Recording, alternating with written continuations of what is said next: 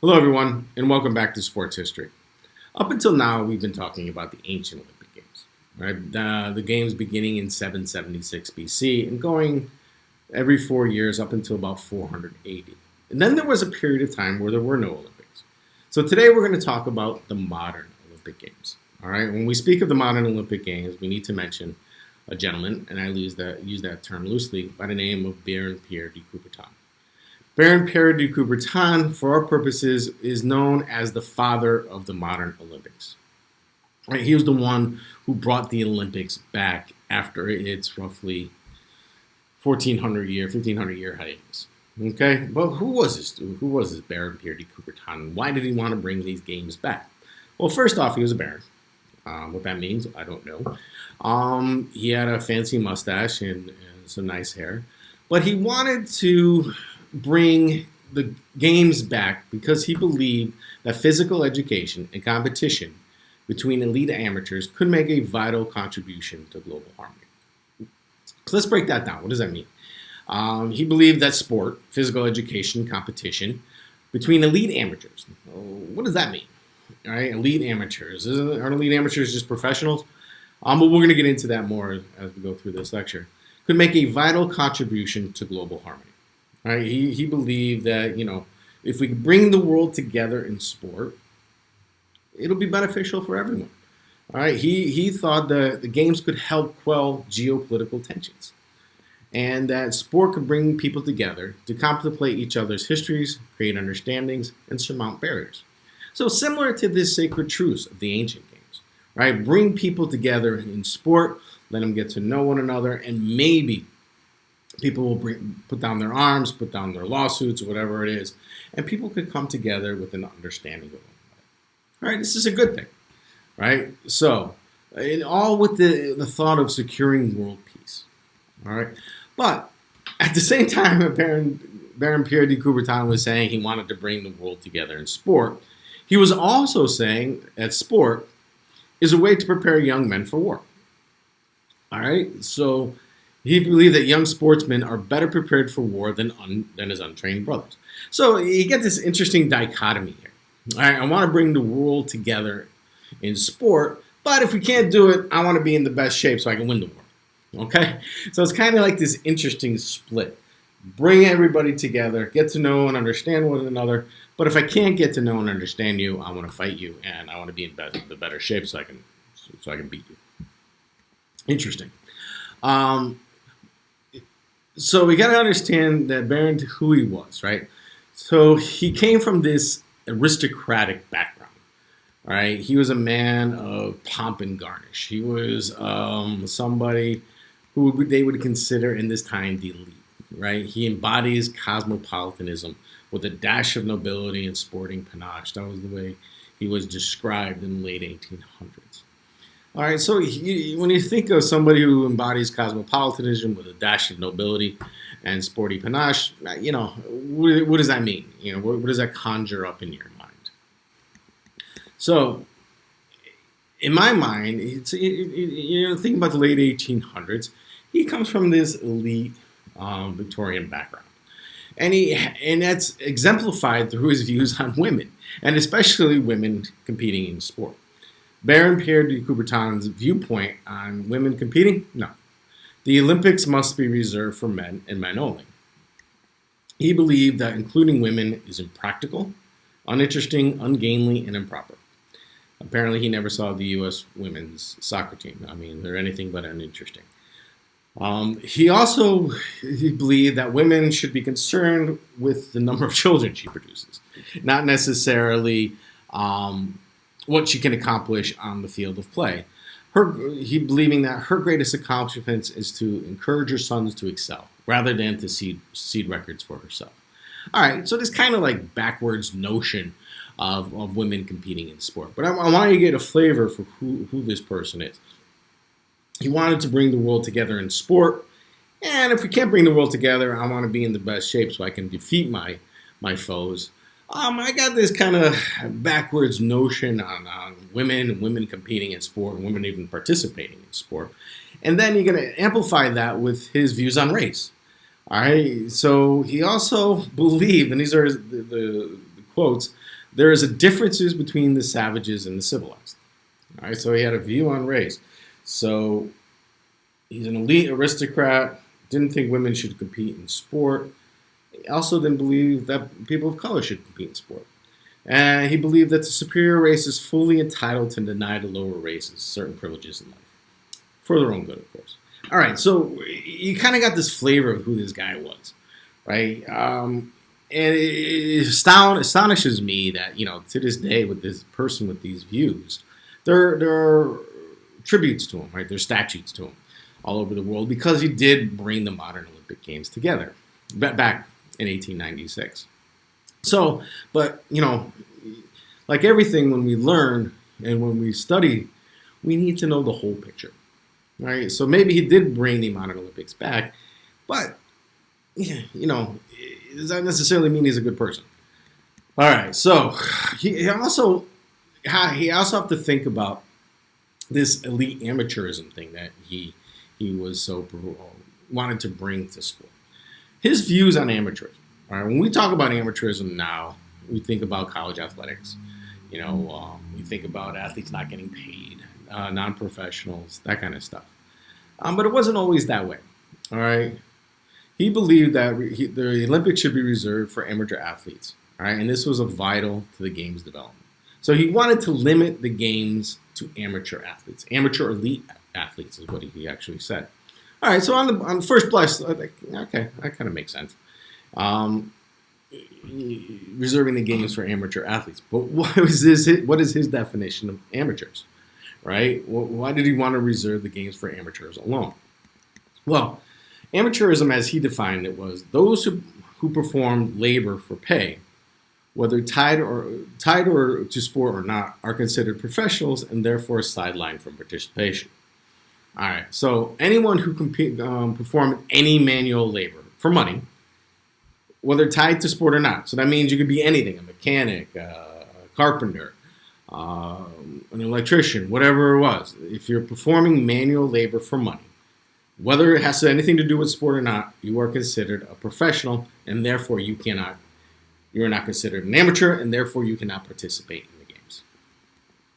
All right? This means, so if someone did not have an independent source of income, right? This basically, if you weren't independently wealthy, you were excluded from the amateur category.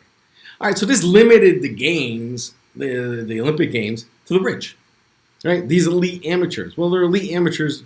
Elite meaning rich, amateurs meaning that they didn't have a profession that in the area of manual labor. All right, so it kind of was limiting. I mean, you think about it. Is this really, the definition of amateurism today? All right, and what this definition is known as the Mechanics Clause. All right, the Mechanics Clause denied amateur status to anyone by trade or employment, a mechanic, artisan, or laborer. All right, so if you were engaged in a trade where you receive money, mechanic, labor, whatever it is, you were considered a professional, therefore not an amateur, even if it didn't have anything to do with sport, and excluded from the games. And this is known as the Mechanics Clause. All right, for just test purposes, you need to, if I ask you, please define the Mechanics Clause, just say, if you receive money through manual labor for anything, including sport or outside of sport, you were considered a professional, not an amateur, and therefore excluded from the games. Okay, and basically this Mechanics Clause was an ideology of control and exclusion, right? Dressed up as moral imperative for sport, right? You wanted to exclude the lower ranks, the working class, the laborers from participating in the game. So we just call amateurs, and you're a professional, you can't go. All right. So the first games. Now we know kind of like who Baron Pierre de Coubertin was. He brought back the modern Olympic Games. The first games happened in the summer of 1896. Now, if you were going to bring the summer Olympic Games back, where would you host them? Where would be the appropriate place to host them? Well, they decided on Athens, Greece. All right, bring them back to Greece because that's where the ancient games were. And interestingly enough, the modern Olympic Games were privately funded. Right, the Greek government did not come in and and pay for and put on the games. Kind of like today, the game's going to be happening in Tokyo in the next couple of weeks. The government gets involved, builds stadiums, and that kind of thing. Now, these games were privately funded, right? They had to be financed outside of the fiscal system of the national government. That was one of the rules. And because it was Pierre de Coubertin bringing the games, women were not allowed to participate. So remember that. So the games came back. The modern Olympic Games began in 1896. Athens, Greece, privately funded. Women, for the first games in 1896, were not allowed to participate. They were allowed to come. They were allowed to come and view, as opposed to the ancient games, but they were not allowed to participate. And this concept of amateurism in full force, right? The elite. The only ones who were allowed to compete were the elite. All right, so here's some nice little pictures of the games coming back to Greece. There's the stadium. Some of the athletes, the opening ceremonies, all that good stuff. All right, so the games, I said, were privately financed. How were they financed? Basically through private donors. All right, the King George and Crown Prince Constantine rallied and had private donors support the games.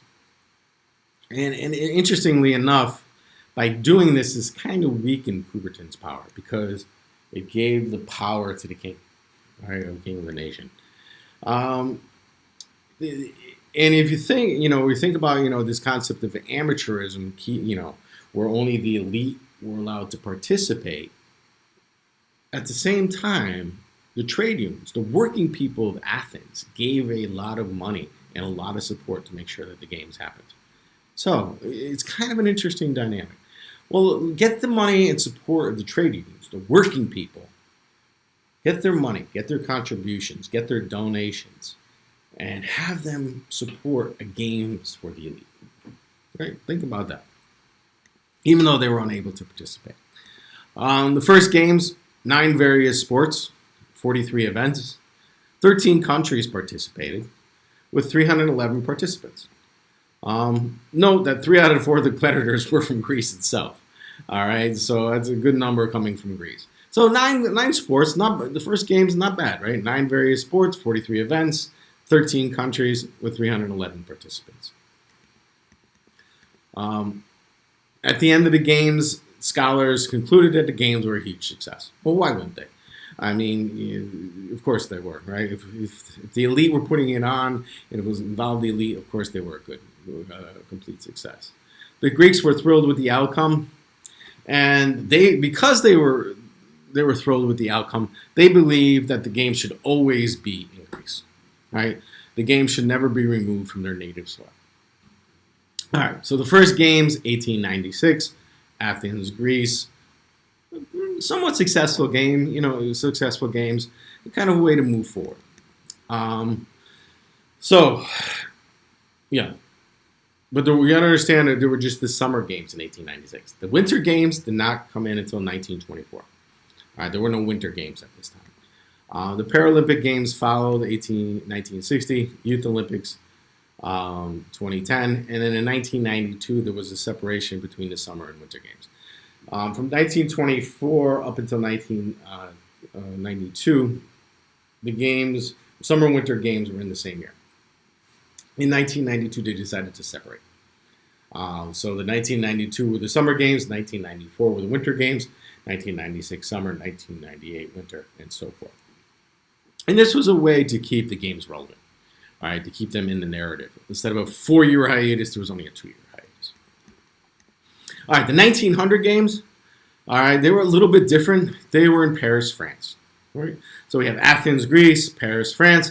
And why do you think they were in Paris, France? Well, because that's where Pierre de Coubertin was from. All right? But the French didn't want the games. They didn't want it. They said, go back to Athens. Who cares? But Coubertin pressed, he prodded, and he made sure that the games came back to his home nation. And they only did it because they combined it with the World's Fair. All right, they combined the games with this World's Fair. If you're not familiar with the World's Fair, we're in Queens. Just look down over near Citi Field, and you know that the World's Fair was brought to the United States back in the mid-1900s. All right, so 1900 games, Paris, France. Lovely little poster there. There's are your competitors.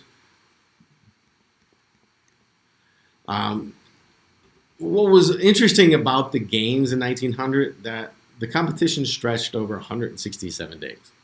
All right, now we're in a two and a half week period where the games happen. This, because it was combined with the World's Fair, was stretched out almost over half a year. Scattered around World Fair's events, often caused confusion, because they weren't sure what was an Olympic event and what was a World's Fair event. Athletes weren't even sure. There was a marathon winner who didn't know he won until 12 years after the competition. Interesting thought. All right, but the games. Interesting thing that the games were growing. 26 countries participated. 24 sport events. 6 times as many participants as the athletes game, and women were invited. Women were invited to compete. All right, 1896, no women were invited to compete. 1900, yes, women were invited to compete. 20 women competed in the games of golf and tennis. All right, so you think about it. 1900 was the first time women were allowed to compete. A quarter of a century later, by 1924, women were 4% of the total participants. Not a lot. By 1964, 25%. In 1996, Canada sent more women than men. By 2008, we're getting almost a half, right? We're growing. Women's participation is growing. By 2008, 43%. We got to understand, though, that some countries still don't send women to the games. There are still 20 countries that don't send women, mostly Islamic nations. So, we got to think about that when we're analyzing women's competition in sport. But also, what we also want to think about is, well, if it's great that women competition in the Olympics is growing. That's fantastic. But what about coaches? What about trainers? Are they getting the same opportunities within the Olympic movement? Okay. Just briefly, the 1904 games. I'm not going to go through each game, so don't worry. The 1904 games, right? So we have the 1896 games, Athens, Greece. The 1900 Paris, France. What cosmopolitan, worldly city do you think the 1904 games occurred in? Yeah, St. Louis, Missouri. Doesn't make any sense. This Olympiad matched the mediocrity of the town, as it was reported. So the 1904 games, maybe not that successful. Again, it was scattered around the World's Fair events, running May through November. A lot of confusion. St. Louis really didn't do a nice job of putting on the games. There was a lot of issues that I won't get into detail about. All right. But the competition did grow. There were 617 competitors. They charged them $2 a piece to compete. But 525 were from the U.S. and 41 from Canada. So it really wasn't this big international event that the games wanted to be. And again, the female competitors went down from 20 to 8. Only 8 female competitors during the 1904 games. During World War I, the games were suspended. 1924, the Winter Games finally came. They happened in France, and this was before the Summer Games. So in January, February, and then lead into the Summer Games. 1925, Coubertin retires as the head of the Olympics. And after he retires, the IOC's charter was changed. All right, it now included the doctrine of inclusiveness.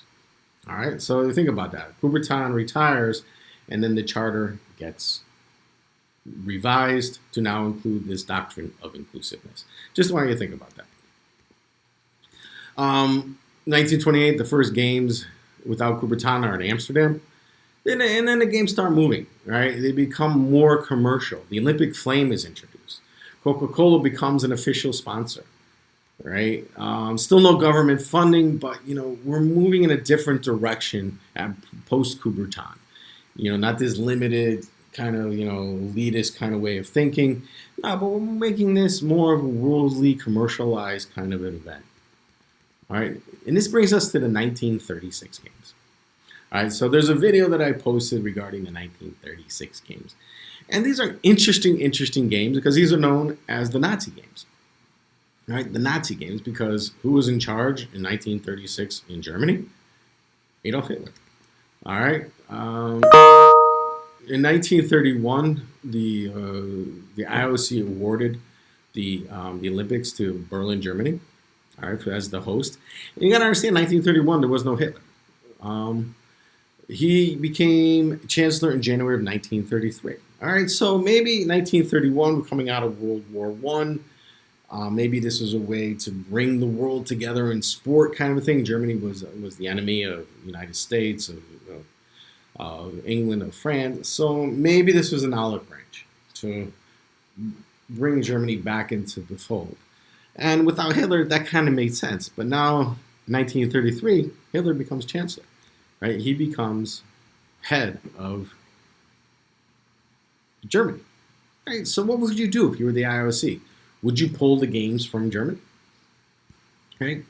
Would you try to find an alternative location? It's an interesting question, right? And this is because because of Hitler's belief on racial supremacy and the Aryan race as being the superior race. And so we think about it. Post Coubertin, the Olympics brings in this doctrine of inclusiveness, while at the same time the games are going to be hosted at a place where they believe in racial supremacy. All right, so this belief in racial supremacy clash with the doctrine of inclusion in the IOC official charter. All right, this is an interesting thing. Okay? We want to include everybody, so we're going to put the games where they don't include everybody. Right? It's something to think about as sports managers. And it gets even worse. In 1935, the year before the games were to begin, Hitler's passed the Nuremberg Laws. All right? If you're not familiar with the Nuremberg Laws basically were the formal policy of the Nazi Party that marginalized people of the Jewish faith. All right, so now you got maybe 1933, he's the chancellor, maybe we're not going to move the games or take the games away from Germany then. But in 1935, right, 1 year before the games, these Nuremberg laws are passed, right, which marginalize a whole segment of the population, right? They're saying that they are lesser. Now, this combined or against the doctrine of inclusion, I mean, what do you do if you're the head of the IOC? Do you move the games? Do you take the games away from Germany? I mean, this is an important question. What do you do if you're the head of the U.S. Olympic Committee? Do you send your athletes? Right? So I want you to think about these concepts as sports managers. What do you do if you were the head of the IOC in 1935 and the Nuremberg laws are passed? Do you move the games? What do you do if you're the head of the U.S. Olympic Committee? Do you send your athletes? Okay. These are questions that are going to come up for us as sports managers as we go on in our careers. All right.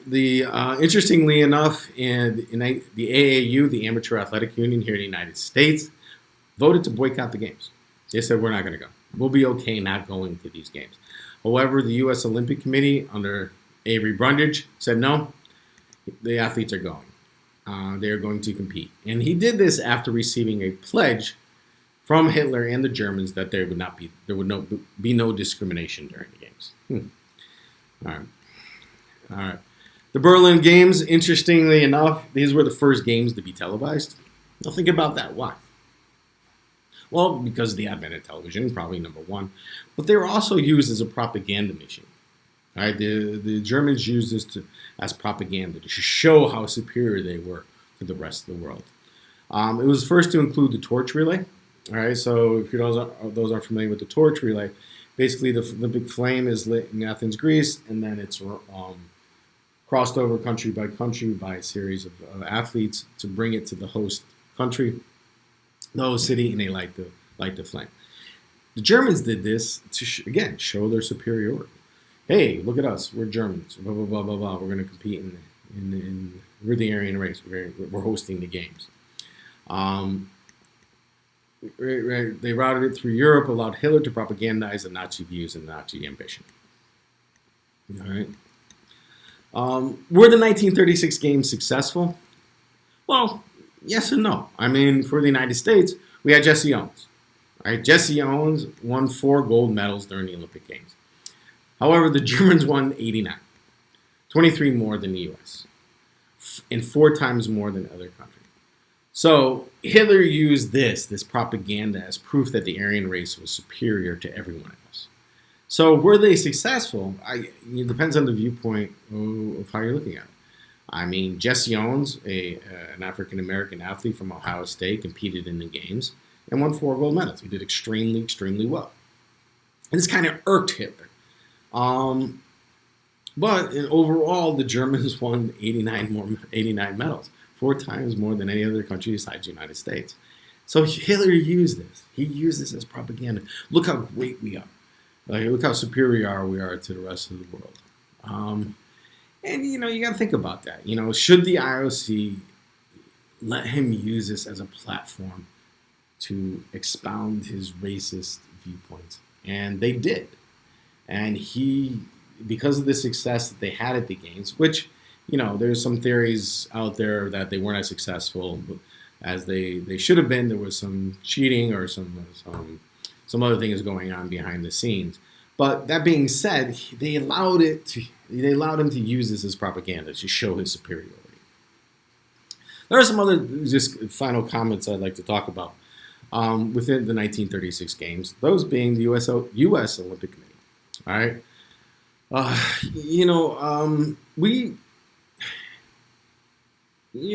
These maybe weren't our proudest Olympics. All right. During the 4x400 relay, 2 Jewish athletes who were sent to the games, Marty Glickman and Stoller, were to compete in the 4x4. They were replaced at the last minute by Owens and Metcalf. And this was a decision by U.S. Olympic Committee President Avery Brundage, because he didn't want to make the German host uncomfortable having to witness two Jewish athletes on the medal stand. Wow. This doctrine of inclusiveness, this thought that, Americans, we're sending our best athletes there. But Avery Brundage, and his name is going to come up in other lectures, he didn't want to make the host uncomfortable. So he pulled the 2 Jewish athletes so they wouldn't be on the medal stand to embarrass Hitler. Just think about that. All right, is this really the way we want to be seen? The U.S. Olympic Committee should have been seen by the rest of the world. All right. We also got to think about, in the United States, our Southern newspapers minimized Owens' accomplishments. The Atlanta Journal-Constitution showed no photo of Owens or his teammates with the medals. And interestingly enough, Franklin Delano Roosevelt never congratulated Owens. As Jesse Owens stated, Hitler didn't snub me. It was our president that snubbed me. The president didn't even send me a telegram. So, as sports managers, we need to think about this and kind of understand this. How we treat our athletes, when we send our Olympic athletes overseas as representatives of the United States, how we treat them too. All right, we're coming into the Olympics. The Olympics are going to be happening in Tokyo in the next couple of weeks. There are some issues already with how we treat our athletes, how we promote our athletes, how we let our athletes speak out. So, all interesting stuff for us to think about as sports managers. All right, so post games was interesting. The athletes traveled throughout Europe to compete in various exhibitions. However, Owens went back to the United States to capitalize on success. He wanted to make money